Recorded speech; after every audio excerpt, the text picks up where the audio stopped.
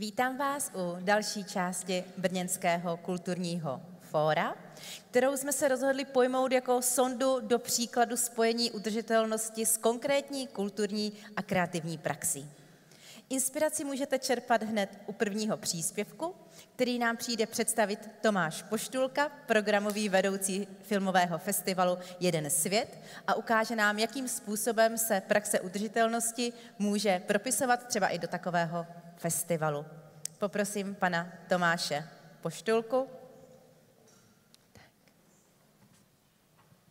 Mikrofon je váš. Tak, dobré odpoledne všem. Moc děkuji Brněnskému kulturnímu fóru za pozvání a příležitost tady odprezentovat jednak náš festival a zároveň i náš přístup k udržitelnosti. A vlastně si velmi cením toho, že je tady právě jeden svět z logiky věci, jakožto festival, který probíhá nejen v Praze, ale i na mnoha dalších místech po celé České republice, jako příklad nějakého udržitelného vedení festivalu.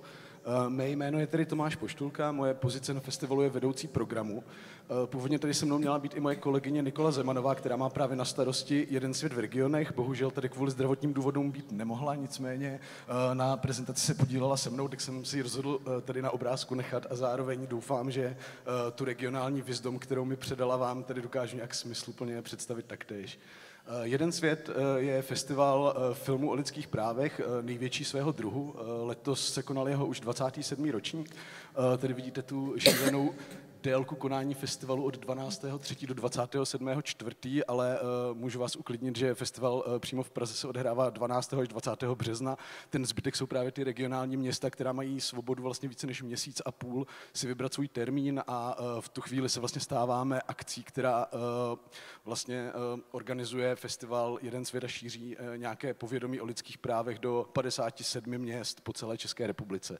No a během téhle prezentace bych rád představil jednak nějaký vývoj přemýšlení o udržitelnosti na našem festivalu od nějakých počátků a jelikož mám na starosti vlastně program, tak bych tenhle exkurs do udržitelnosti pak rád převedl právě na tu programovou stránku věci, o které se v poslední době během organizace filmových festivalů mluví víc a víc. No a pak už přejdu k těm regionům, které mají v rámci té udržitelnosti svá specifika a snažíme se nějakým způsobem edukovat vlastně všechna ta města, jakým způsobem v tom postupovat. Tak tady jsou ty počátky. Vlastně klíčovým rokem pro udržitelnost na jednom světě byl rok 2016, kdy nebo tehdejší organizační tým zavedl hned několik opatření a udělal několik kroků, které nás v tom posunuli a posouvají vlastně dál. Tím nejlogičtějším byl samozřejmě zavedení cateringu a mimochodem Jeden svět je organizovaný Člověkem v tísni, velkou neziskovou organizací, která vlastně do té doby tuhle otázku vůbec neřešila. A právě je to obrovská organizace, která sdružuje spoustu sekcí, jako Jeden svět na školách, humanitární sekci, lidskoprávní oddělení, program sociální integrace a tak podobně. A právě festival Jeden svět byl vlastně první, který tenhle krok učinil. A od roku 2023 se nám povedlo takhle indoktrinovat vlastně všechny ty sekce. Takže od už 2 roky veškeré akce, které Člověk v tísni pořádá, se na tomhle zakládají a nenajdete tam ani ždíbeček masa. V roce 2016 jsme taky vstoupili do takzvaného Green Film Networku, což je network organizující desítky filmových festivalů po celém světě, v jejichž programu se nějakým způsobem odráží ekologické téma. Tento network vlastně funguje na principu několika setkání, buď online nebo prezenčně, kde si tyto festivaly nějakým způsobem sdílí své zkušenosti, sdílí tipy na filmy, které se touto problematikou zabývají, zároveň za Jeden svět a podle mě jediným dalším českým festivalem, který je součástí tohoto networku, je Ekofilm, tak společně vždycky každý rok nominujeme nějaký český dokumentární film, který se touto problematikou zabývá. Třeba loni to bylo Jiříkovo Vidění, nevím, jestli ten film zaznamenali, měl poměrně velký ohlas loni, nejenom na Jednom světě, ale celkově v distribuci. No a od roku 2016 měl Jeden svět také ekologickou kategorii s takovým enigmatickým názvem Zemětaje, která v této podobě byla s festivalem až do roku 2022 a právě tam se shromažďovaly všechny filmy, které se nějakým způsobem zabývají životním prostředím, udržitelností a podobnými tématy. Každoročně tato kategorie obsahovala takových 7 až 10 filmů a poslední roky jsme ji vlastně přejmenovali na kategorii ekosystémy, která se udržitelností zabývá v nějakém obecnějším měřítku. A ten rok 2016 taky znamenal postupný řekněme, postupné opouštění přehnaného šíření tiskovin. Vlastně jsme hodně omezili a redukovali množství katalogů, které vlastně distribuujeme do kin. V tuto chvíli vlastně jenom každé kino, které máme, tak obsahuje pár katalogů, stejně tak pro každého zahraničního hosta nebo hostku, tak ten katalog tiskneme, ale je to opravdu velmi jako zlomkový počet oproti tomu, co se tisklo v letech před tím rokem 2016.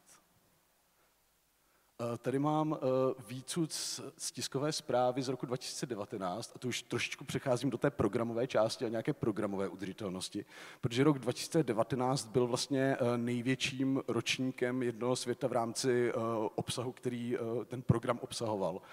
Tady vidíte ty šílená čísla, že jenom za Prahu jsme měli 395 projekcí pro veřejnost, dávali jsme 105 celovečerních filmů, další množství krátkých filmů, projektů virtuální reality, dělali jsme 230 pofilmových debat, celková návštěvnost 132 000 diváků a divaček, to je za celou Českou republiku i za školní projekce a byl to takový ročník, vrchol nějakého jako nestřídmého růstu, který ten festival vlastně neustále nutil ten program zvětšovat, natáhnout více lidí. Byl to zároveň i nejdelší ročník festivalu, který trval 12 dní a vlastně další ročník, ten ročník 2020, tak ten měl být ještě větší. Shodou okolností jsme tehdy zvolili ročníkové téma, které mělo slogan Až naprší a uschne, což znamená, že jsme se rozhodli ekologii a udržitelnosti věnovat jakoby celý vizuál. Osobně je to můj nejoblíbenější vizuál, který jsme kdy měli. Byl to takový hravý, animovaný vizuál, který představoval jelena, který se postupně během té znělky mění ve velblouda a to má znázorňovat prostě vysychání přírody, globální oteplování a další věci. Bylo to dost v kontrastu právě s tím, jak obrovský měl být ten program, který měl být právě ještě větší než ten, který jste viděli v tom roce 2019. No a v polovině festivalu přišel covid, takže všechny ty obrovské plány, které jsme měli, jak v Praze, tak v regionech, tak vlastně po 5 dnech krachly. V tu chvíli jsme měli v Praze třeba 150 zahraničních hostů, které jsme museli narychlo nějakým způsobem dostat pryč z České republiky.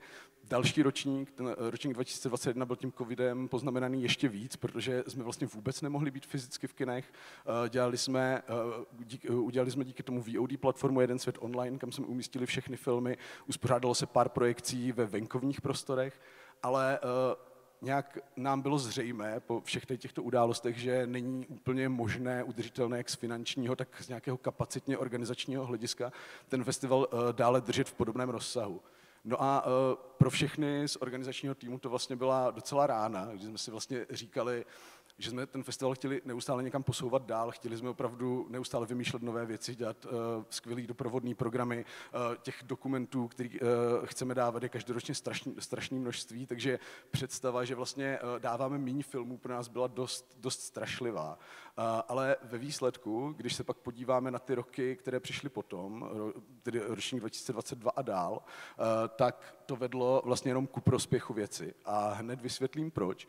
Protože ve chvíli, kdy snížíte vlastně nějaký obsah programů z nějakých 130 filmů, které byly naplánované na ten ročník 2020, na nějakých 80, což je fakt obrovská redukce, a 80 filmů jsme měli v roce 2022, na podobné množství se držíme doteď, tak tím vlastně dost zudržitelňujete ten festival pro publikum, protože najednou dostáváte nějaký jasně kurátorovaný, přehlednější program, který, jasně, jako dramaturgině musíme dělat nějaké jako těžší volby na základě toho, že máme prostě méně slotů, méně filmů jako takových, ale na druhé straně v době, kdy opravdu toho audiovizuálního obsahuje takové množství všude na VOD platformách, na jiných filmových festivalech, osobně i často já trpím takovou paralýzou volbou, protože vlastně vidím festival, který má třeba 500 filmů, trvá 7 dní, já tam jsem třeba 4 dny a najednou mám v jeden programový slot třeba 10 možností, na co jít a v tu chvíli vlastně nevím, co mám dělat a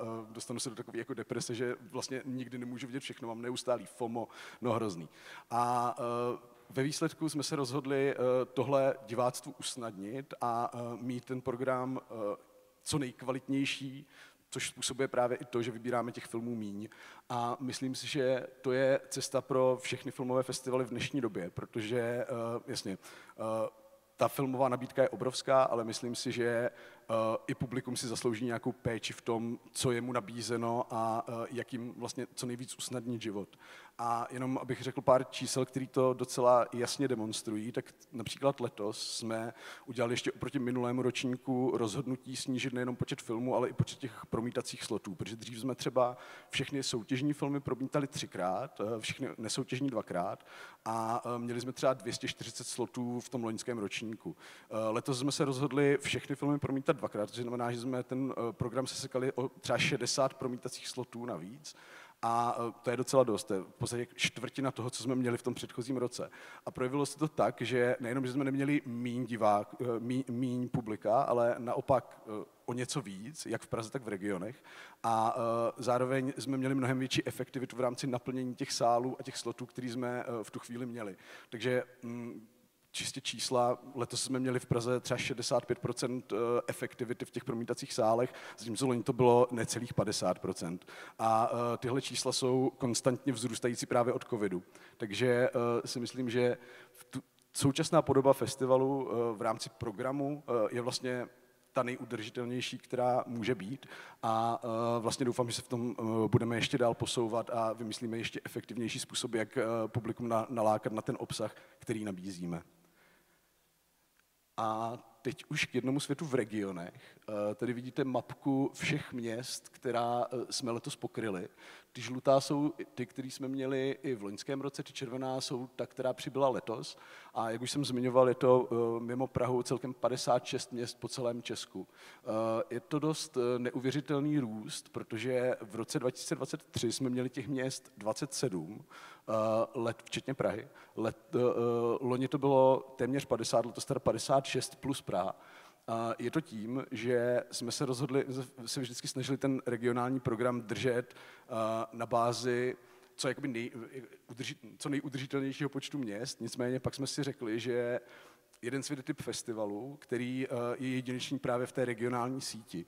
A ve chvíli, kdy chceme fungovat jako festival, na který se jako nejezdí, ale který naopak jezdí za publikem, tak to musíme trošičku rozšířit. Takže jsme udělali open call a vlastně jsme velmi zjednodušili nějaký proces toho, jak se nějaké město může přihlásit a ten festival zorganizovat. O tom servisu jako takovém ještě budu mluvit za chvíli. Nicméně to je asi největší jako distinkce jednoho světa oproti jiným filmovým festivalům, jako jsou Jihlava, Karlovy Vary nebo AFO, což jsou festivaly, za kterými prostě jedete. Uděláte si na ně čas, vezmete si volno, jste tam třeba 5 dní a jste tam vlastně jenom kvůli tomu festivalu. Jeden svět je festival, který je prostě s vámi ve vašem městě a žijete s ním svůj vlastně běžný pracovní osobní život, rozhodujete se často třeba ad hoc, jestli si na nějaké promítání zajdete nebo nezajdete. To je věc, kterou je pro nás nesmírně důležité si uvědomit a je to taky součást nějakého našeho přístupnostního programu, protože se opravdu snažíme být festivalem, na který může jít úplně každý a tu kulturu do těch měst distribuovat v co největší míře. V tuhle chvíli ale právě z hlediska udržitelnosti čelíme takovému dilematu, protože si nejsme jistí, do jaké míry je ten ještě další růst udržitelný. Sen Šimona Pánka, ředitele Člověka v tísni, je mít jeden svět ve 100 městech. Z čehož právě Nikča, kterou jste na začátku viděli, vždycky, když to slyší, není úplně šťastná. Je otázka nějakého potenciálního reputačního rizika, protože s každým novým městem, které vlastně přibereme, máme vždycky jako takovou otázku, zda to budou dělat dobře, budou dostatečně komunikativní a tak podobně. To je věc nepředvídatelná, ale v tuto chvíli vlastně stojíme před tím rozhodnutím, jestli si spíše držet dostávající počet, anebo se dále rozšiřovat. Ten servis, který těm regionům nabízíme, je to právě ona pozice regionální koordinátorky, která se všemi těmi městy komunikuje a vlastně je takovým slučovatelem všech sekcí toho festivalu, ať už produkce, PR nebo programové oddělení, tak všichni vlastně dostávají informace od ní a ty informace jakoby tečou zpátky do těch měst. Zároveň s všemi městy sdílíme všechny propagační materiály a merch, aby si vlastně tyhle věci nemuseli tisknout a vyrábět sami. A součástí nějaké ty větší přístupnosti pro ty nová města bylo i rozdělení na takzvané filmové balíčky, protože každé město si vlastně může vybrat, z kolika filmů si bude ten festival vybírat. ten největší filmový balíček pro ty největší města obsahuje 30 filmů, malý balíček 10 filmů a ten školní balíček obsahuje vlastně 2 filmy plus 4 až 6 filmů pro školy. Je to vlastně cesta pro to, jak právě tu organizaci toho festivalu udělat z kapacitního hlediska pro ty regionální organizátory a organizátorky co nejudržitelnější, aby se tím vlastně příliš nezatěžovali a byli schopni ten festival zorganizovat. Co se týče nějaké udržitelnosti, která se odráží v těch regionálních programech, tak vždycky je to i v té filmové nabídce. Snažíme se, aby každý ten balíček měl v sobě obsažený nějaký environmentální film, který tu tematiku odráží a většinou to jsou ty nejpopulárnější filmy, které si hodně měst vybírá. Dále to jsou doprovodné programy, jak tady vidíte fotku, spousta měst dělá různé workshopy, dělá různé osvětové přednášky a podobné věci, které to téma artikulují. A co se týče debatního programu a debatujících, tak tam se většina měst vždycky snaží zvát nějaké lokální odborníky a odbornice, aby se vlastně redukovaly cesty a podobné věci a zároveň neutrpěl ani ten debatní program na své kvalitě. A tady mám už nějaké limity regionální udržitelnosti a to jsou věci, o kterých jsem trošku mluvil na začátku. Jak jsem říkal, že jsme v roce 2016 zavedli vegetarian, tak to platilo pro Prahu a ty regiony se k tomu snažíme tlačit, ale stále existuje spousta měst, které se vlastně bojí třeba toho, že ve chvíli, kdyby ten vegetarian zavedli, tak by třeba lidi na ty akce nepřišli. To jsou věci, které se vlastně neustále omílají na všech regionálních setkáních, kdy se jim to snažíme vlastně nějakým způsobem tlačit, ale zároveň to nemůžeme dělat úplně jako 100% na sílu. Ta redukce tiskovin taky neplatí pro všechny, protože třeba v malých městech, které Jeden svět organizují, tak ty tiskoviny, tenhle způsob propagace je stále klíčový a tím pádem jim úplně nemůžeme ubírat jejich jakoby hlavní kanály, kterým oslovují své publikum. A o tom růstu regionální sítě obecně už jsem mluvil, to je velká otázka pro Jeden svět do budoucnosti. A tady už pozdrav od celého Jednoho světa a děkujeme za prostor a za pozornost. Díky.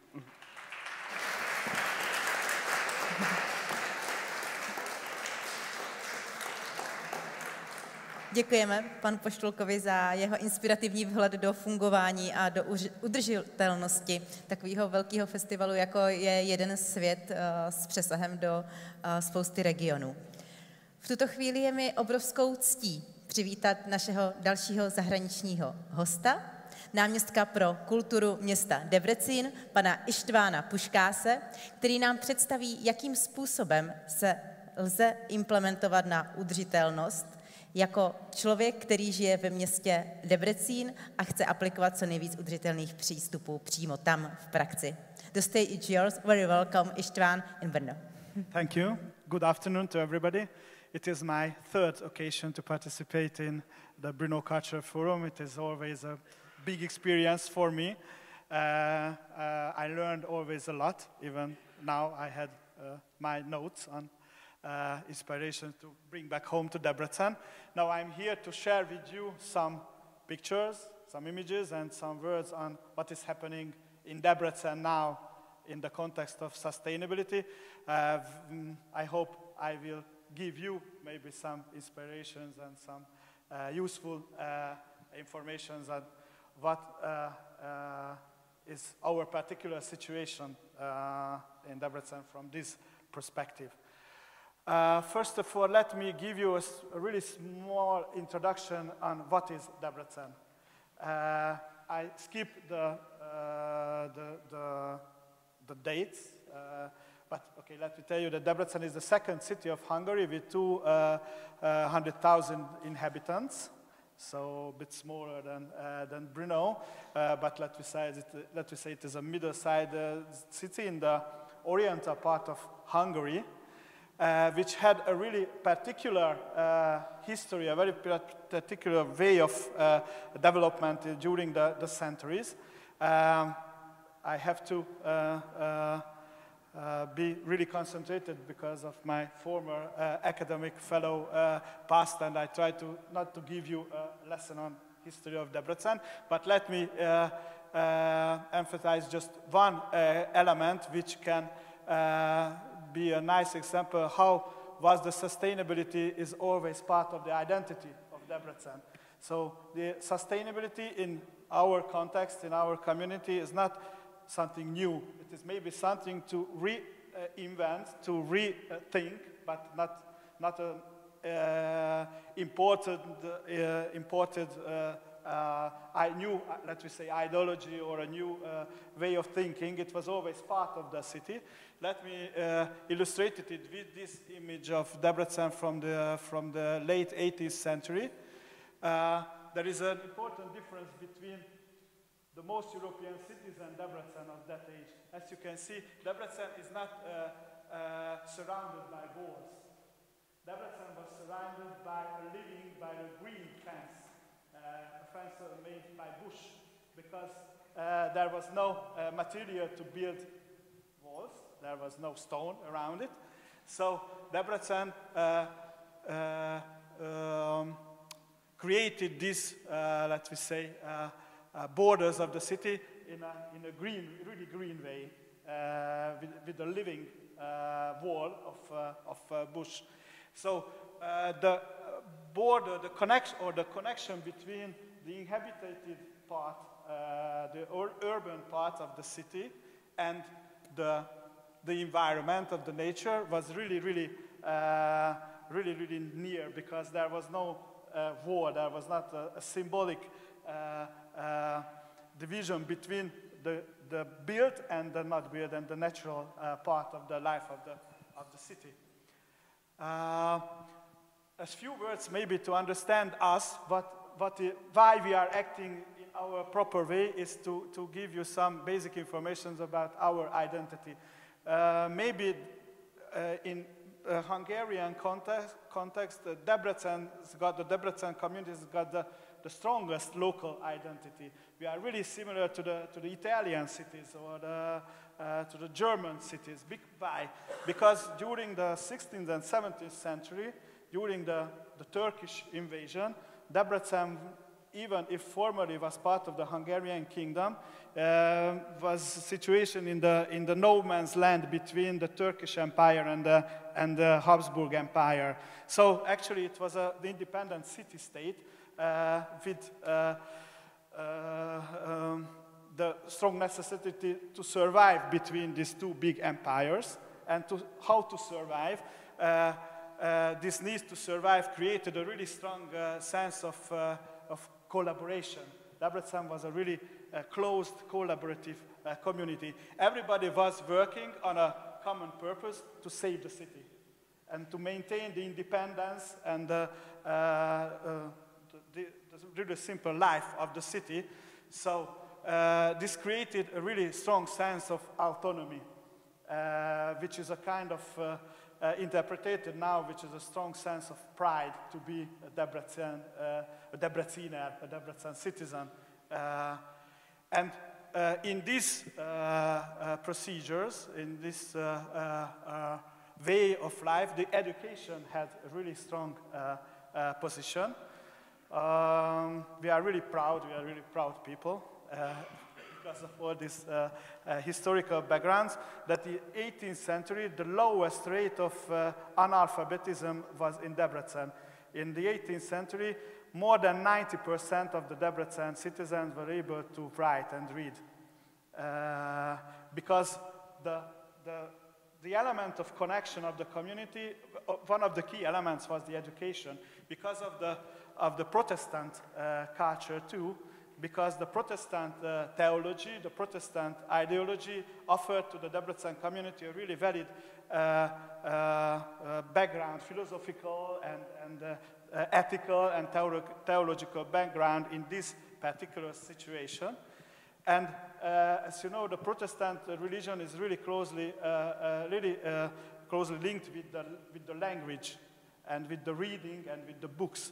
So our cultural identity was mostly based on this virtual or imaginary community which was living in the language and in the literature and in the books, not so much in the built physical reality, but in this imaginary reality of the literature and of the language. But now we are living in a really, really dynamic and really intensive period of transformation.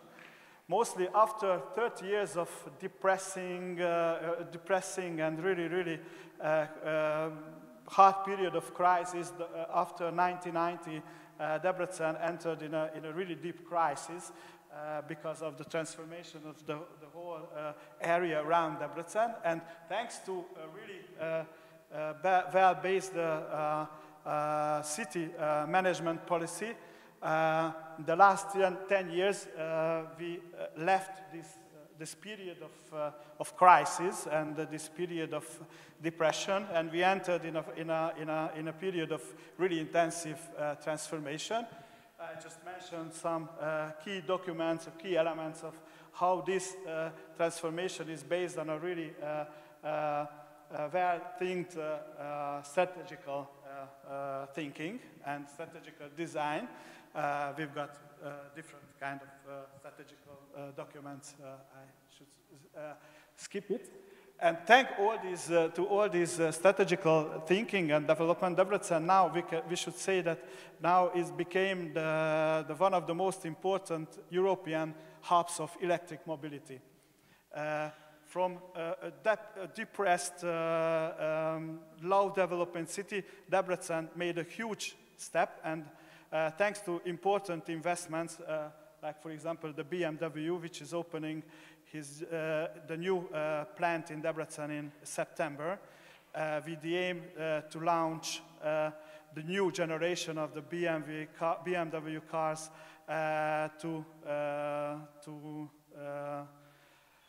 against the Tesla and all the Chinese concurrence of electric mobility.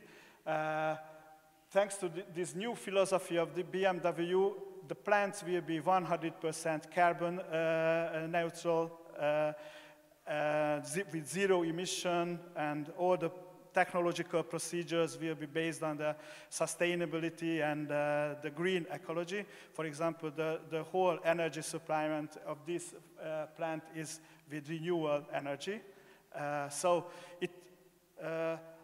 this new mentality gave to Debrecen a really different vision of thinking about economy and social questions. So in Debrecen, the main engine of the sustainable and the green developments is becoming from the economy, from the industry, because of the strong presence of the BMW and other electric mobility companies, like battery factories, for example. In this context, the sustainable development of the city is a key issue. The protection of our natural heritage and implementation of new procedures to maintain and to handle all this incredible economical development is the key issue in the city. I have to tell you this one because all the cultural developments or the thinking about the culture is in this context of the economical development of the city. We've got two really, even in an international context, we've got two flagship projects in the protection of the environment. One is the system of the Green Sentinel, which is the system of measurement of monitoring of an independent monitoring system to keep under control all these procedures. And the Civaqua got the mission to handle the water system of the city. Okay, just a few images how we try to balance the new developments with our green heritage and green environment. Our key project now in the field of culture, to skip to this topic, is a nature museum and science museum to build in Debrecen in the next decade. It is a project of the Hungarian state, of the Hungarian government, not of the municipality. That is the winner project, which is designed by a Danish studio of architecture. They made even the Lego museum in Denmark and a lot of important museums all around the world. But what we have to handle is even to rebuild, to renew our already existing cultural infrastructures. This is another flagship institution of Debrecen. The MODEM is the Museum of Modern Art, Modern and Contemporary Arts of Debrecen. Just really in these days we had the really good news from the authorities that we won an Interreg project to renew and to rebuild this building with the aims of a new sustainable energetical system, to create a new sustainable energetical system of the MODEM, and to rebuild even the public space in surroundings of the MODEM. So from this concrete jungle, we will build a really green oasis in the downtown of Debrecen. But our experiences, as I was really happy to hear from you, that our main experience is that we can build big buildings, we can spend a lot of money on sustainable energetical system, but if we don't concentrate on sustainable communities, it is like nothing. So our other biggest issue is, in Debrecen is how to manage, how to build the sustainable and collaborating communities. And in this activity, the municipality had a new position, which is maybe in all around the world can be absolutely natural, but in the Hungarian context and in the context of Debrecen, it is a kind of innovation. So we try to act not as a bureaucratic authority, but we try to be present in the life of the city as mediators. So we call to collaborate, we call the different stakeholders of the city to collaborate. And we are we're building these capacities of collaborations via actually free methodologies. We are creating situations and procedures of dialoguing, just putting together people to talk, as for example, a cultural forum like this is a really good example. We are trying to build concrete projects of collaborations to teach the people collaborate, and we financing and the financial background of these procedures is guaranteed by participation budgets. So we don't want to tell to these communities how and to what spend the money. We just give the money, and they have the complete freedom to spend how they want to spend, because we think that this is the key to create sustainable, socially sustainable procedures and projects in the context of the city. So there is, we don't have to tell to the community what to do and how to do, because if we do so, it will be just something up to bottom, but not really sustainable. And just to close, I wanted to show you that we organized last week, we had the first Debrecen Culture Forum, taken from Brno as a new platform of dialoguing communities. And the last element I want to mention you is a really concrete project on sustainable collaboration. That yellow building is one of the last traditional family houses of the downtown of Debrecen, which is now home of several NGOs. And these NGOs are collaborating with the local context, with their neighbors, and they created a bigger NGO to give life, social life, to this neighborhood of this a bit abandoned corner of Debrecen. And recently, they launched a new project to build in this yellow house a community garden in collaboration with the Waldorf School of Debrecen. It is somehow I started my speech with some historical remarks, but you have to know that in these family buildings, traditionally, there was always present a kind of garden, of course.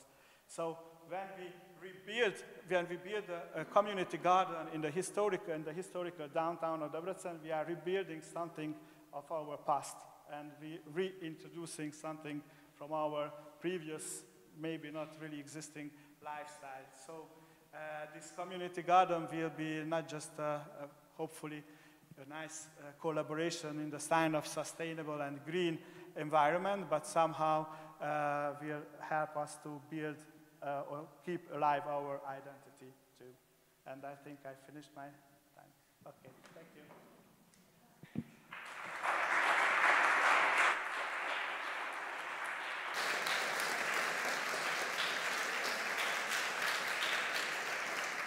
Děkujeme panu Ištvánovi za příspěvek z maďarského Debrecínu. A ještě na malou chvilinku u tématiky cestování zůstaneme, protože se zaměříme na téma uměleckých rezidencí, které můžou taky probíhat udržitelně. A to, jakým způsobem, nám představí za platformu Cycle Up paní Natálie Černá. Pardon. Děkuji za nový jméno, jsem slyšet. Já moc děkuji za pozvání. Já jsem tady za Česká centra jako jednu z partnerských organizací projektu Cycle Up. A jako úvodní obrázek tady jsem vám vybrala město Tartu, které je jedno taky z našich vlastně partnerských organizací, a jejich festival Car Free Avenue, což je vlastně celoletní projekt, kdy oni zavřou takový jeden jejich hlavní tah ve městě a udělají z toho vlastně velkou festivalovou a kulturní platformu, kde můžete vidět výstavy, performance, jsou tam různá osvěžovny, prostě místa jako vyloženě pro lidi. Něčím to třeba trošku připomíná naše Zašít město jinak a podobné iniciativy. Každopádně vlastně ten jejich velký úspěch je v tom, že jim se opravdu podařilo postupně to protlačit jako na celoletní záležitost a uzavírají tam prostě něco, co je, omlouvám se teda za pragocentrismus, ale paralelou třeba naší magistrály, jo? Že opravdu odklonějí prostě z centra města jako velké množství aut. A to, proč je to relevantní pro ten projekt, je, že právě náš projekt je zaměřený na snahu propagovat cyklistiku a udržitelnou mobilitu, a to prostřednictvím různých uměleckých projektů. Je to takový interdisciplinární projekt, jsme kofinancovaný z Evropské unie programem Kreativní Evropa a šéfuje mu pražský Goethe institut. My teda jako Česká centra tam také figurujeme vlastně podobně jako Goethe, jako kulturní institut. My působíme ve 26 městech ve světě a vlastně naším posláním je šíření teda české kultury. Já konkrétně pracuji v oddělení evropských projektů a vlastně naše různá centra se tím pádem spolu zapojují do tohohle z toho celého programu. Já jsem se rozhodla právě se věnovat hlavně rezidencím, protože to je to, co my především v tomto projektu zaštiťujeme, ale jinak to spektrum těch našich aktivit je opravdu široké. Máme podcast, máme YouTube videa, vydali jsme vlastně třeba náš bratislavský partner Punkt, vydávají časopis, pořádají skvělý festival Dobrý trh, což je to jsou takové velké sousedské slavnosti, možná taky znáte. Takže jakoby opravdu to spektrum těch aktivit je hodně velké, ale já se teda budu věnovat hlavně těm rezidencím. A sice teda jsem udržitelnost v praxi, ale chtěla jsem nejdřív vlastně se i pověnovat tomu, z čeho my vůbec vlastně vycházíme, jak tu udržitelnost v tom projektu vnímáme a chápeme. Jednak to, co nám vlastně asi i trošku pomáhá, je, že ta udržitelnost je v samotném obsahu a tématu toho projektu, takže my vlastně jako míříme ideálně k nějakým jakoby výsledkům, které by měly být udržitelnější. Jednak je to vůbec teda ta snaha prosadit víc kol do těch měst, ve kterých působíme. Je to i snaha nějak vlastně zbližovat různé zájmové skupiny a komunity. Necílíme jenom jako na uměleckou veřejnost, ale snažíme se oslovovat i nějaké decision makery nebo prostě veřejně činné osoby. Snažíme se vlastně zapojovat tam i třeba právě aktivistické kolektivy v oblasti cyklistiky. Jsou to vlastně skupiny, které ne, že by třeba, nebo teda některé jsou možná i trošku znepřátelené, ale minimálně se třeba nemají často příležitost úplně potkat nebo vlastně nacházet nějakou společnou řeč a dialog. Takže to je taky vlastně součástí toho, o co nám jde. A zároveň ty rezidence jako takové a ty umělecké projekty, které v rámci nich vznikají, mají za cíl vlastně být nějakým způsobem udržitelnější i ze své podstaty. Ta udržitelnost ale se snažíme ji nějak promítat i do toho vůbec, jak pracujeme. Snažíme se prioritizovat nějaké hodnoty, jako je péče. Hodně jsme teď se bavili vlastně o otázce nějaké jako prekarity v uměleckém sektoru a v tom, že vlastně všichni pracujeme často s omezenými jako financemi, takže se třeba snažíme být jako hodně transparentní, nějak předem nastavovat správně jako podmínky, aby lidi věděli, do čeho vstupují. Já musím hodně zrychlit, takže hodně přeskočím ještě tady tu další rovinu. Každopádně ta ekologická stránka je asi ta, o které se nejčastěji mluví a co je na ní vlastně jakoby pozitivní, je, že už vlastně hodně jako společnost a myslím si, že jako umělecká veřejnost rozumíme. Stejně tak ta sociální udržitelnost je něco, co třeba vlastně ty rezidence na tom hodně stojí, je to nějaká práce v komunitě, nějaké lokální vazby a tak dále. Myslím si, že s čím asi nejvíc bojujeme je možná nějaký teď jako ten osobní well-being, vlastně jak nevyhořet, jak moc jako cestovat po Evropě a světě, přerušovat vlastně nějaký svůj zavedený život, učit se třeba jinou kulturu, jazyk, kontext a tak dále. A teď, jako na co my jsme třeba naráželi v tom projektu, je třeba to, že jsme mezinárodní projekt, tak musíme pracovat s nějakým různým kontextem. Ten prostě standard v těch zemích je nastavený hodně jinak. Ty lidé přijíždějí z různých zemí a do zemí zase, nebo třeba často i menších měst, kde třeba nepotkávají takové služby, na jaké jsou zvyklé. A to, jak jsme se to snažili jako adresovat v tomhle projektu, je nějaká externí evaluace, která právě byla kvalitativního charakteru, která by nám měla pomáhat vlastně nějak navigovat, jak s tím pracovat. První rezidence proběhly loni, takže už jsme se jako snažili i něco nějak ponaučit. Například jsme teda třeba prodloužili tam, kde to šlo, trvání těch rezidencí, protože jsme zjistili, že vlastně měsíc je pro hodně lidí krátká doba, takže jsme se snažili nabídnout delší čas. Druhá výzva je samozřejmě mobilita, protože to je vlastně v jádru těch rezidenčních programů. A já jsem tady vybrala jednu rezidentku, která jela z Katovic do Drážďan zpátky domů z té rezidence opravdu celou cestu na kole. Takže i takhle to jde. Snažíme se teda motivovat lidi cestovat vlakem. Měli jsme vlastně tak jako zelený open call, kdy jsme vlastně nastavili nějaká omezení na létání do 600 kilometrů. Každopádně i tam musíme vždycky pracovat s tím, co je. Ne všude jsou prostě možné vlakové spoje, ne všichni mají čas cestovat, často ne jako za finanční kompenzaci, že jo? Jakoby je to třeba někdy 2-3 dny času navíc z jejich vlastní vůle, takže musí se s tím nějak pracovat. Jak jsem říkala, loni teda byly rezidence.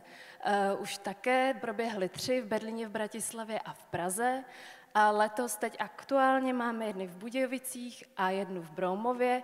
Obě probíhají právě ve spolupráci s organizacemi, které se nějak zapojily do Evropského hlavního města kultury. Budějovice teda jako nakonec vítězná organizace, v Broumově vlastně s tou kandidátskou organizací Broumov 28+. A budeme právě vydávat i příručku udržitelných rezidencí, která vyjde v srpnu 2025. A bylo pro nás důležité i zjistit, jak si vlastně vůbec jako v České republice stojíme. Takže jsme udělali takový velmi jednoduchý pilotní průzkum, kde jsme získali 18 odpovědí z České republiky. A co nám z toho zešlo, asi vás to moc nepřekvapí, je, že vlastně, tak jak jsem už říkala na začátku, zatímco ta zelená řešení třeba už jako docela umíme a tak nám na to často chybí teda finance a lidské prostředky, což je něco, s čím prostě ta kultura samozřejmě bojuje jako dlouhodobě. Vidíte, že prostě nejčastěji potřebují organizace, které zajišťují rezidenční programy, stabilní financování, nějaké možnosti work-life balanceu. Ptali jsme se třeba na pracovní úvazky, většinou jsou to vlastně lidé, kteří pracují na OSVČ a tak dále. Takže je trošku jako smutné, že jsou ty překážky často vlastně hodně velké a systémové a není vždycky úplně snadné je adresovat jako jednotlivé organizace. Tady jsme se ještě i ptali na to, co už vlastně ty jednotlivá rezidenční místa dělají a právě z toho vyplývá, že to, co je jakoby nejdostupnější, jsou různé jako přechody na digitalizaci, třídění odpadů nebo minimalizace odpadů, ale právě vlastně je mnohem větší boje potom třeba s tím udržovat vůbec ten projekt při životě, zvlášť když třeba často žijí jako z grantových systémů na několik let a nemají vlastně jistotu nějaké návaznosti a trvalé existence. Tady už jsem jenom vybrala nějaké highlighty z těch projektů, co vznikly v loňských rezidencích. Součástí toho, co se všechno jako odehrávalo, byly vlastně i různé jako projekty, které sami o sobě třeba tolik nepracují s materiálem, ale pracují třeba hodně s tělem, s performancí, s nějakými participativní projekty. Když už třeba někdo používá nějaký materiál, tak opravdu se snažíme, jako aby vlastně používali různá reuse centra, upcyklovali, recyklovali. Měli jsme různé projekty, které opravdu jako vznikaly z odpadků. Teď zrovna třeba bude zase v Tartu projekt, kdy bude jeden rezident pracovat se starými koly, které bude rozebírat a dělat z nich vlastně instalace. Takže ty cesty jsou a musíme určitě, jako bych řekla, je na místě uznat, že zrovna právě ta kreativní sféra a umělectvo jsou ty, co přicházejí nejčastěji vlastně s dobrými nápady a vědí, jak to dělat a myslím si, že na straně těch jako organizací, jako jsme my, je hlavně jako umět jim naslouchat a hledat způsoby, jak je podpořit v jejich práci, aby nám tu cestu mohli společně pomáhat jako hledat dál. Poslední už jenom vteřinka je teda, že asi největší výzva pro nás je vlastně vůbec měřit nějaký dopad. Součástí jako té myšlenky udržitelnosti je vlastně i to, že bychom chtěli, aby ty věci měly nějakou trvalý efekt a trvalý dopad, ale zároveň se potýkáme s tím, že je to jedna z těch nejtěžších věcí, které jako nějak změřit. Často se spoléháme na nějaké průzkumy jako spokojenosti, návštěvnictva a podobně, ale potom jakoby vlastně zjistit, jak se tomu daří za rok, za 2, za 3, je mnohem náročnější. Takže to je třeba jedna z věcí, které se teď právě aktuálně věnujeme, aby jsme ji v té příručce udržitelných rezidencí taky měli. Takže to je za mě všechno. Kdybyste se mě na něco chtěli potom ještě zeptat, tak se určitě zastavte. Tady je můj kontakt a můžete nás sledovat na webových stránkách, kde všechno bude. Moc děkuji za pozornost.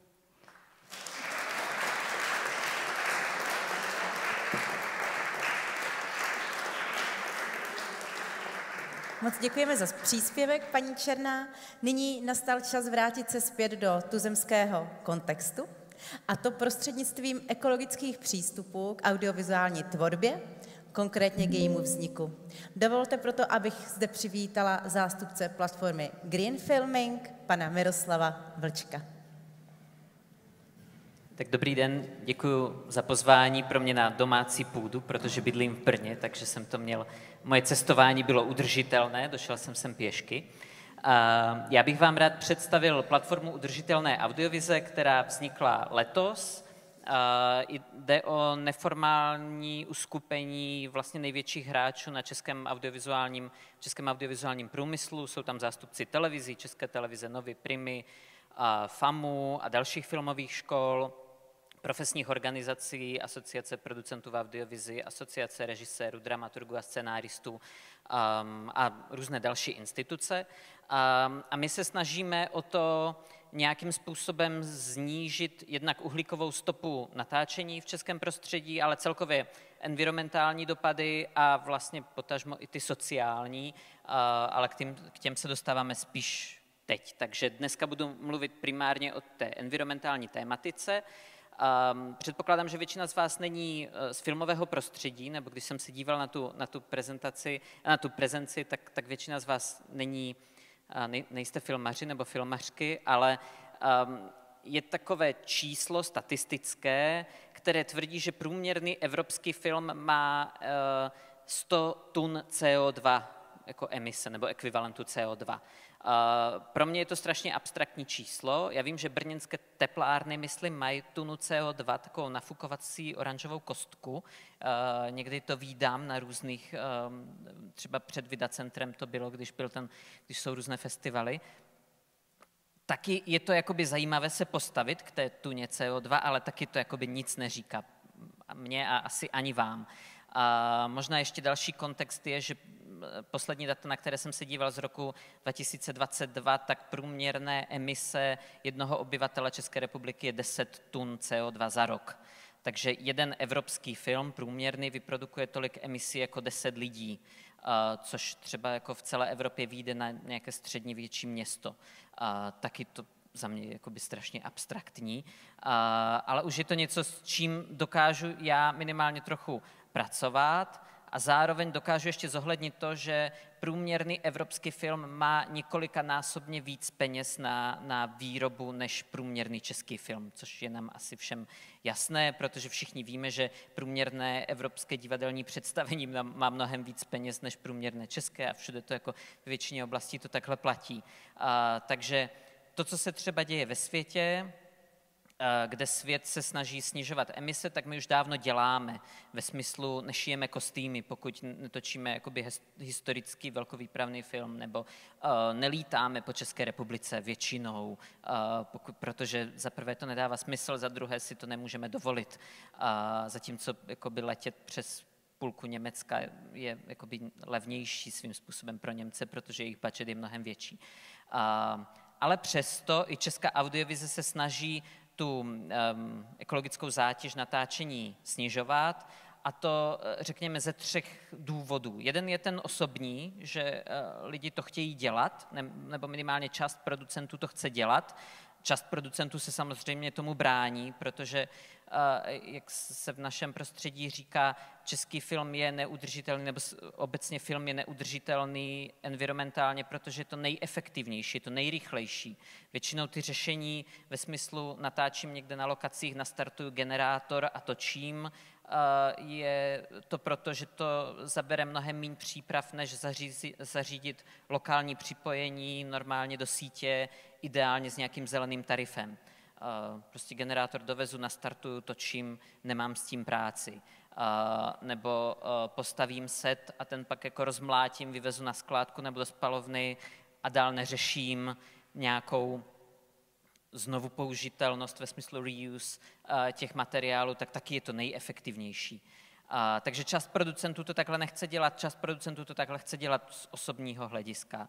Ale co hýbe tím průmyslem víc je jednak povinnost ESG reportingu, které mají třeba komerční televize, možná to znáte, velké firmy, velké korporace musí reportovat svoji environmentální a sociální stopu, takže pro ně vyrobit pořad v prime timeu, který je environmentálně udržitelný, je výhodnější, protože když nějaká jiná společnost, třeba automobilka, si nakupuje ten reklamní čas, tak ten reklamní čas má na sobě jakoby míň té environmentální zátěže, takže i pro tu automobilku to je lepší, takže prostě takhle se to jakoby právně prolívá, takže tady veřejně děkuji Evropské unii za její regulace, jsou užitečné většinou.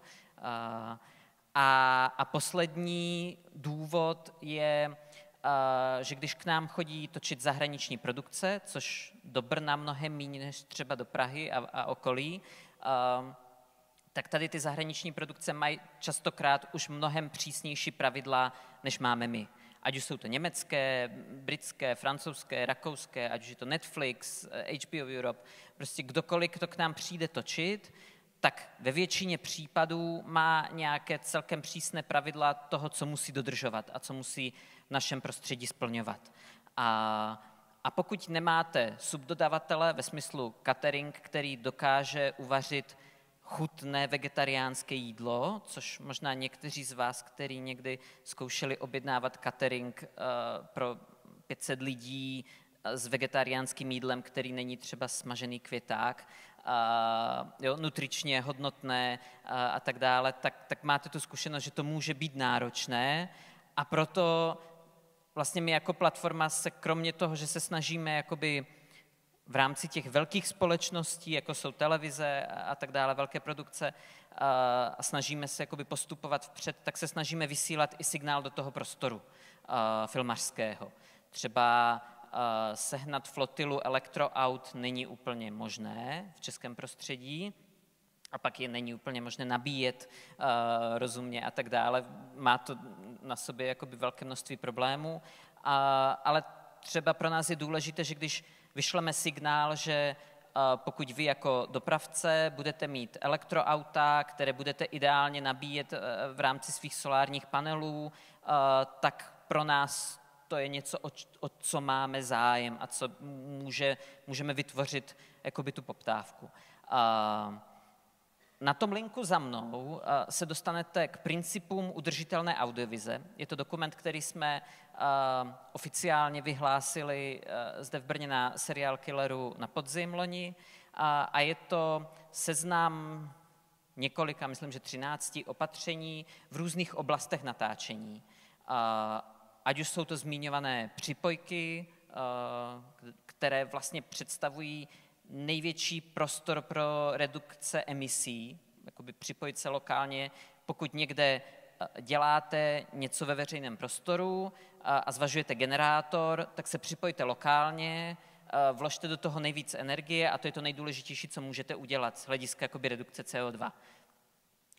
To se snažíme říkat i produkcím. A nelítejte samozřejmě, ale lítat třeba jako do Brna nebo po Brně úplně nejde, že jo. Ale třeba je tam i oblast zaměřena na materiály, na jakoby nakládání s materiály nebo na dopravu a další oblasti. A co ještě chci říct, co chceme v nejbližší době dělat a co může být pro vás taky užitečné, je, že my děláme nějaký, řekněme, aplikovaný výzkum nebo nějaké jakoby studie toho, jak ty principy zavádět, protože ty principy, část z toho jsme si jakoby vymysleli, ale většina z toho vychází z toho, co už nějakou dobu dělají v Německu nebo v Británii, kde jsou jakoby mnohem dál a část z toho u nás úplně nejde. Například nevím, kdo z vás zkoušel někdy kompostovat kelímky a talíře z cukrové třtiny.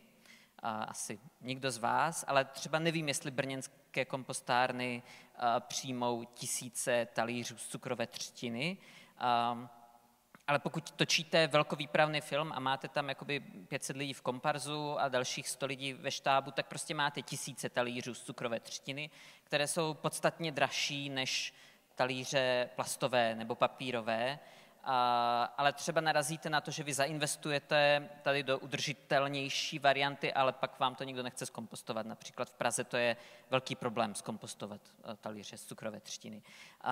Takže my se v následujícím období budeme snažit jakoby hledat ty cesty, jak ty věci aplikovat, ať už jeden z plánů je nějaká mapa nebo databáze právě míst. Třeba můžu vám říct, že paroplynka v písku vám talíře z cukrové třtiny vezme.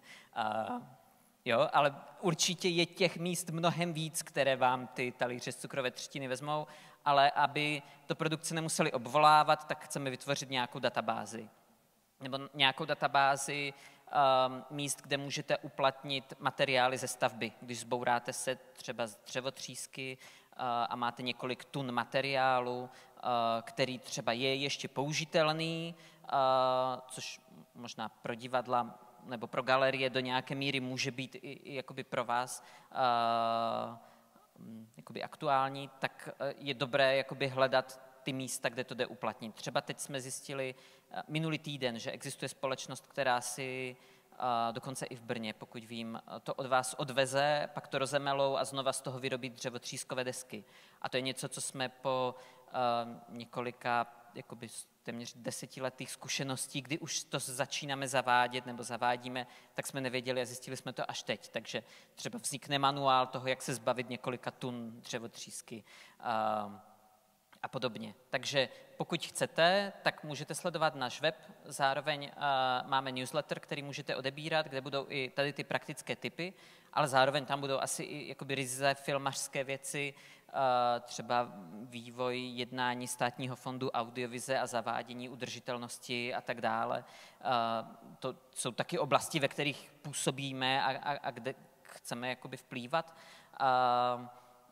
Ale myslím si, že pro většinu z vás právě ty konkrétní návody a konkrétní nástroje, které chceme generovat, můžou být užitečné a zároveň je to podnět k vám, pokud vy máte nějaké konkrétní zkušenosti, které vám fungují, které víte, že třeba by filmový průmysl mohl aplikovat, tak je klidně hrňte na mě v tom e-mailu a my budeme za to velmi rádi, protože někdy vlastně se potřebujeme potkat a říct si to a najít ty styčné plochy, které máme.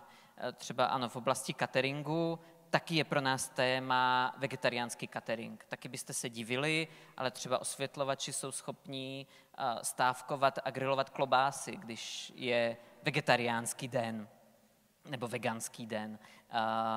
Takže pokud třeba máte nástroj, jak mluvit jakoby s členy štábu nebo ekvivalentem, jo, se svými zaměstnanci o tom, že třeba byste mohli redukovat maso, tak budeme rádi za ten návod.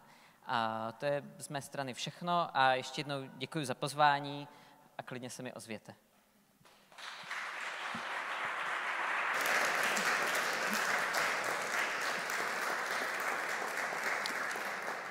Věřím, že z příspěvku pana Vlčka máme toho spoustu co na přemýšlení, zvláště u cateringu, který nás bude čekat za nedlouho.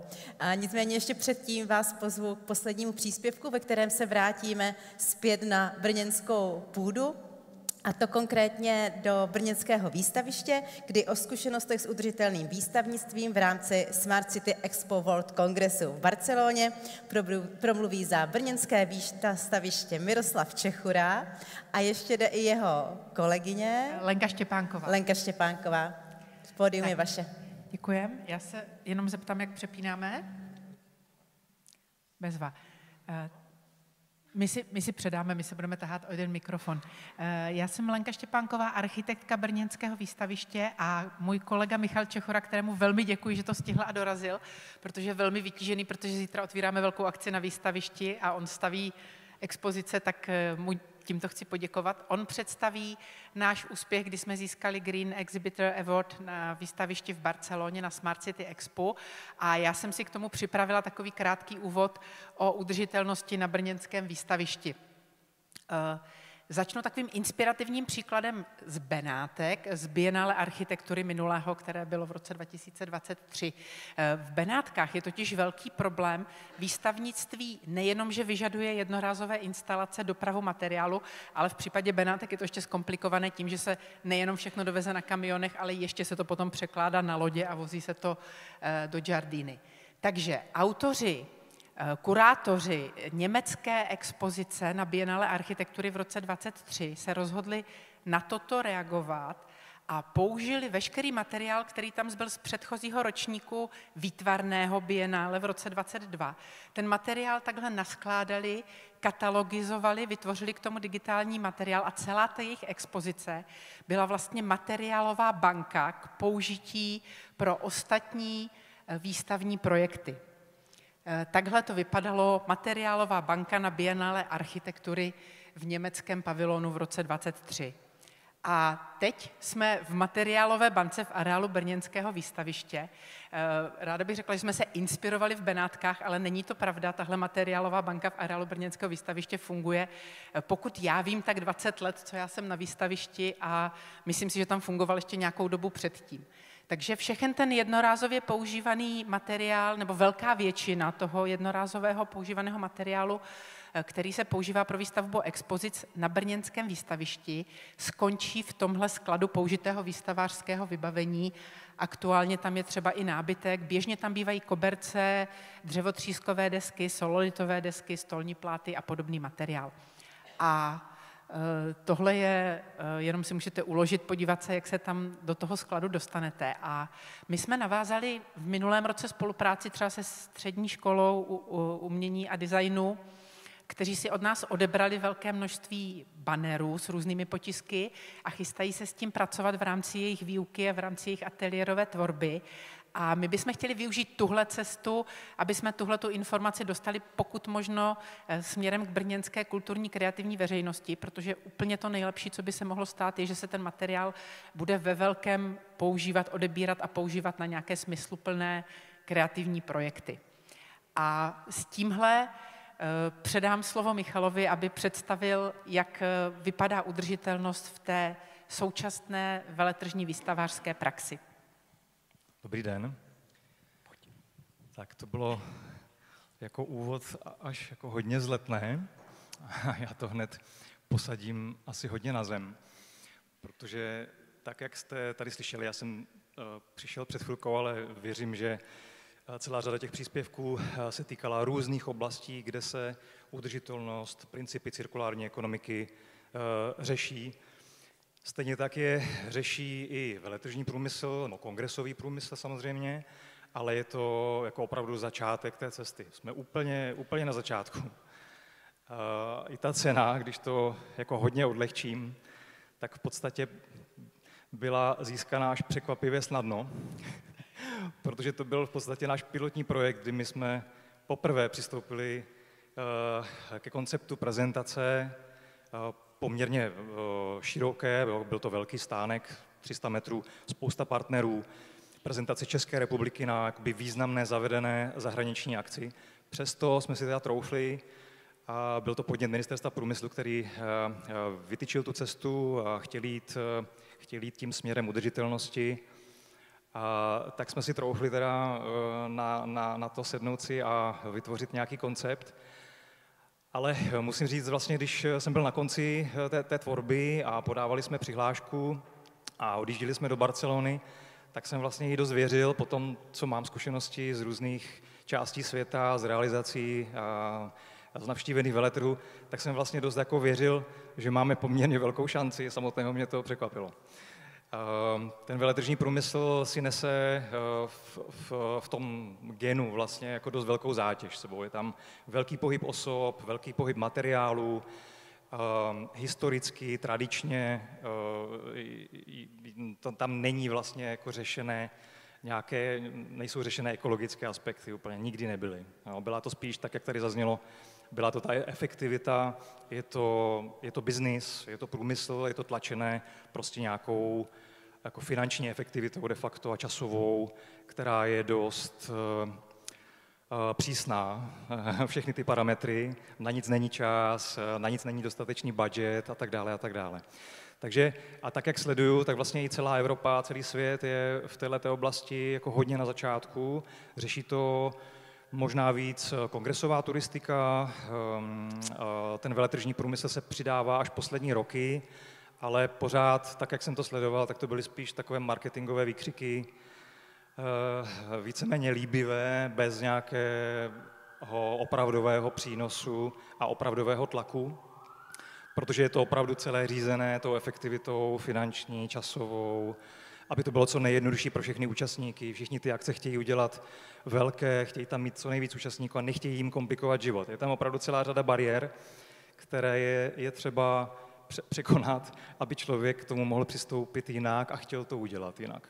Takže je to hodně podobně jako u těch filmařů v té osobní rovině, kde když chceme, tak je vidět, že se to udělat dá, byť je to komplikovanější, je to dražší, ale ten parametr potom vidíme někde jinde a ten přínos. Ta cesta, možná i ty tlaky zvenku budou trošku větší, protože třeba německý veletržní průmysl se tomu začal věnovat poměrně seriózně. Na všech velkých veletržních zprávách německých vznikají pracovní skupiny, celá oddělení, která se věnují udržitelnosti a už se to promítá i do některých oblastí, kde jako my třeba jako dodavatel musíme plnit nějaká přísnější kritéria, musíme používat recyklované koberce například, takže jsme museli vyměnit některé produkty a dodavatele, které jsme používali v zahraničí. Takže možná, že to trošičku nastartuje a ten pohyb v tomhle tom bude vidět víc. Tady je asi důležité, nebo ta zkušenost, kterou můžeme my předat dál, že pokud jsme u zrodu toho projektu, jsme vlastně autory, tak opravdu si můžeme říct na začátku ty parametry, stanovit si cíle a přistoupit k tomu, že chceme v každé té oblasti, která obsahuje tvorbu té prezentace, tak chceme dostat co nejvíc těch prvků, které prostě nám jako umožní říct, ano, je to v nějakém principu cirkulární ekonomiky, máme tam recyklované materiály, nějakým způsobem přemýšlíme o tom, co bude vlastně po skončení toho veletrhu, což opravdu jako upřímně nejsou vůbec standardní postupy v tom veletržním průmyslu zdaleka. Takže my jsme tuhle příležitost měli v tomhle případě toho úspěšného projektu v Barceloně a už na začátku tam byla ale celá řada komplikovaných vstupů, protože ta expozice byla veliká, měla 40 partnerů třeba. Z toho, řekněme, většina z nich byla menších firem, s kterými jsme si mohli pohrát trošičku víc koncepčně. Pak tam byly ale velké celky jako hlavní město Praha, Brno, Plzeň s nějakými svými potřebami, se svým zadáním, s cílemi té prezentace, které se vůbec nemusely slučovat s nějakou udržitelností a s tím, jak jsme to chtěli koncipovat. Takže už na začátku je potřeba ten koncept designový a koncept fungování té expozice skládat tak, aby nám to splnilo ty parametry. Takže i tam jdeme jakoby po vzoru nějakého ekodesignu a principu 3R z cirkulární ekonomiky. Snažili jsme se to tam do toho projektu zakomponovat. A důležité je zapojení všech těch partnerů. Aby to fungovalo, ta expozice, tak to musí opravdu splnit ten hlavní účel. A to je účast těch firm, které to stojí peníze, čas, mají tam nějaké cíle, většinou obchodní, takže my nemůžeme hrát jenom na nějaký efekt a všechno jim zrušit jenom kvůli tomu, že chceme být udržitelní a nechceme za sebou mít nějakou velkou stopu. A ta symbioza se někdy podaří dobře, někdy méně. S některými těmi partnery to jde perfektně a oni naopak tam jsou ti hybatelé a dávají tam úžasné vstupy, které my můžeme potom krásně využít a tu synergii vytvořit. Tady se to týkalo třeba firem, které se prezentovaly a my jsme se s nimi domluvili a udělali jsme dárkové předměty, což bylo teda jedním ze zadání. Bylo to v malém počtu, že i tohle se omezuje v rámci těch účastí, ale využili jsme firmu Miko, takže mycelium jako výplňový materiál, obalový, a firma Rekáva udělala mýdlo z kávové sedliny. Ta kávová sedlina dokonce byla sebraná v průběhu Mezinárodního strojírenského veletrhu tady v Brně předtím rok, takže se to tak nějak spojilo hezky. Takže to jsou jakoby plusové vstupy a pak můžou být mínusové. A to vidíme třeba v případě hlavního města Prahy, které se rozhodlo tam prezentovat zastávkou MHD. Tak a teď jeden z těch problémů samozřejmě, které máte, když děláte nějakou účast v zahraničí, tak je doprava, přesuny materiálů, o lidech se nebavíme, tam prostě bohužel, to je jak kongresová turistika, tak veletrhy prostě tuhle stopu mají a těžko s tím někdo bude něco zásadnějšího dělat, protože ne všichni tam dokáží dojet na kole, nebo dopádlovat, nebo sednout na vlak, ani to prostě bohužel nejde. Ale s tím materiálem se něco dělat dá, ale ne v případě, když Praha si postaví hlavu a chce tam odvést zastávku. Ta zastávka ještě navíc byla jako designově a staticky složitá, protože stojí jenom na zadních nohou, takže se musí kotvit do obrovských betonových bloků, které se tam musely usadit. Díky tomu se ta část expozice musela zvednout o 30 cm nad úroveň té běžné podlahy, což my jsme vůbec nechtěli v rámci té expozice. Takže to je jakoby příklad toho, kdy ta symbioza na začátku třeba moc není, ale i tohle se nakonec dalo prodat svým způsobem dobře, protože jsme z toho vytvořili jednací místnost pro hlavní město Praha a můžeme trošku zjednodušeně říct, že teda díky tomu, že jsme tam dovezli tu zastávku, tak jsme tam nestavěli žádné stěny, nevezli jsme tam žádný jednorázový materiál, a takhle to pro ně perfektně zafungovalo a ta zastávka se nakonec po skončení veletrhu odvezla a funguje někde v Praze jako zastávka. Takže vlastně ten příběh není zas tak až úplně špatný, řekněme. Tady musím pochválit Brno jako jeden z těch klíčových partnerů, které v té prezentaci České republiky hrálo velkou roli a ten jejich vstup byl naopak jako úplně perfektní. A Brno do toho šlo trošku punkově, chtělo se prezentovat neotřelé a neměli vlastně to postavené na žádné hmotě, exponátech ani ničem podobném, ale prodávali tam Brno jako skvělé místo pro život, pro setkávání lidí, pro infrastrukturu, která je s tím spojená, pro vibrující moderní metropoli, můžeme dneska možná hrdě říct. A na tom se ten celý koncept postavil a nakonec to bylo srdce té expozice, ten hlavní výraz, který fungoval napříč celým tím veletrhem, jakože to je fakt prestižní akce, kde je celý svět, od Japonska, Koreje, USA, po všechny evropské země, Skandinávii. Takže subjekty, které jsou zvyklé pohybovat se v tématice čisté mobility a všech těchto témat, které se řeší v současnosti z pohledu měst, tak i přesto, že tam byla takhle skvělá účast a konkurence, tak tohle byla opravdu jako pecka, kterou zaregistrovali úplně všichni na tom veletrhu Brno to postavilo na baru, který neexistuje ještě, takže celý ten příběh se tam odvíjel opravdu na bázi toho příběhu, že jsme trošku toho Brna a toho, co vlastně jsme chtěli ukázat, tak jsme tam převezli a ukázali, jak to funguje. Takže zpátky k tomu konceptu úplně úvodnímu. My jsme k tomu přistoupili tak, že jsme chtěli minimalizovat stavby, chtěli jsme ten stánek mít co nejvíc otevřený, postavený na té symbioze a na tom, že to bude fungovat jako jeden organismus pro všechny. Takže ty stavby jsme opravdu se snažili minimalizovat. A potom ta druhá část byla... Samozřejmě byly recyklované, nebo velká část těch materiálů použitých byly recyklované materiály, a to docela zajímavé recyklované materiály. Tady na tomhle snímku vidíte stěny té menší zasedačky, to byl recyklovaný plast, celá podlaha stánku je z recyklátu a ta středová část, ten blok toho zázemí za barem je z lepenky, tuším, že to bylo jako taky jako kartonová recyklovatelný materiál.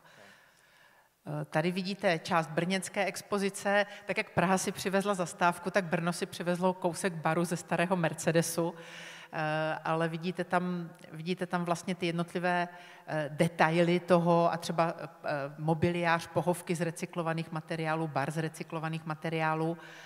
A zajímavý bylo, to už Michal trošku zmínil s tou kávovou sedlinou, součástí toho konceptu domyšleného, dotaženého do detailu bylo i pojetí gastro.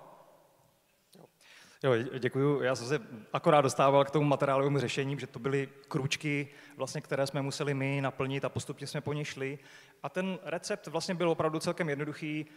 Vzít každou tu část té přípravy a té prezentace a snažit se do ní dostat co nejvíc z těch dobrých principů. To znamená od toho konceptu minimalismu, omezení materiálu, co nejméně staveb, sdílený koncept, sdílené zóny, po materiálová řešení, kde jsme udělali velké rešerše a podařilo se nám najít jako skvělý materiál vlastně nakonec. A to nejlepší ještě, co se dá udělat, když ten recyklovaný materiál povýšíte na designový prvek v té expozici, což tady zafungovalo perfektně. A potom jsme šli dál po těch dalších věcech té prezentace, což byl provoz na té expozici, takže nějaký catering, dárkové předměty, které jsme vlastně úplně zrušili, všechno nahradili QR kódy a nějaké zjednodušené vizitky, jo, zase zminimalizované věci. QR kódy obecně překvapivě zažívají jako velkou renesanci i v tom veletržním průmyslu, nebývalo to tak ještě pár let zpátky.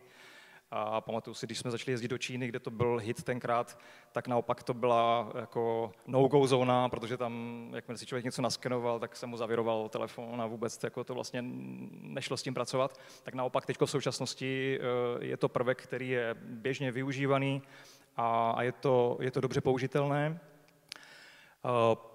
Vytvořili jsme teda ten námět pro dárkový předmět, který byl v souladu s tím, co jsme chtěli, zase využití nějakých recyklovaných materiálů a pěkného postupu.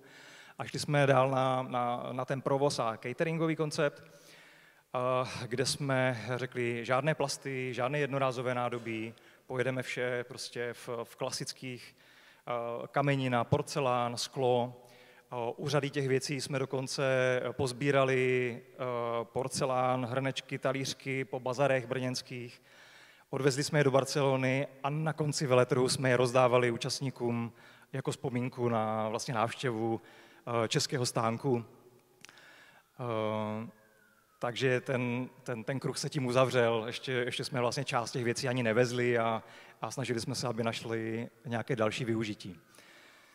Takže sbírali jsme kávovou sedlinu, třídění odpadu samozřejmě. Jako z dalšího typu odpadu, z kterého to šlo, tak se nakonec udělalo granulované krmivo. Jo, takže byla tam spousta vychytávek, ale přesto, když si to tak shrnu, podívám se zpátky, tak vlastně to nebyla žádná raketová věda ani nic moc světoborného. A po rozhovorech s tou hodnotící komisí v Barceloně oni byli úplně unešení z toho, co jsme tam vlastně odehráli, předvedli. Říkali, že jsme o parník předjeli úplně všechny ostatní expozice, které tam byly přihlášené. A je pravda, že i tam na tom veletrhu a na všech ostatních jako přístup nějaký v tomto konceptu recyklovaného nebo environmentálního, udržitelného, tak se většinou omezí na to, že tam je dřevotříska, přiznaná, surová, že tam jsou prvky ze dřeva, které, dejme tomu, se dají potom znovu využít a někam předat, ale to je asi tak všechno. Takže tady jsme si dali tu práci, stálo to za to, i pro nás to byla jako skvělá příležitost, jak se etablovat na té scéně v Barceloně. Doufám, že letos na to navážeme, že znovu zase posuneme ten koncept a budeme se tam prezentovat nějakým zajímavým způsobem. Ale ta message asi za nás, za veletržní průmysl v tomto je to na úplném začátku, je tam ohromný balast stále odpadů, jednorázových materiálů, dopravy, která nejde zatím řešit tak, že by všichni měli kamiony na elektřinu, nebo to řešili z lokálních zdrojů. Je tam fakt celá řada komplikací, které to zatím znemožňují rozjet naplno. Takže i sami se u toho nemusíme cítit vždycky úplně dobře, ale snažíme se tím osobním přístupem do toho přispívat co možná nejvíc a tam, kde to jde, a to opravdu posouvat tímhle směrem, protože si myslíme, že to je tak dobře a že nakonec to všichni jako přijmou hodně za svoje a stane se to nějakým etalonem a už nebudeme řešit to, že to je dražší, komplikovanější, delší na čas a že to neslouží třeba tak dobře. Takže to asi za nás.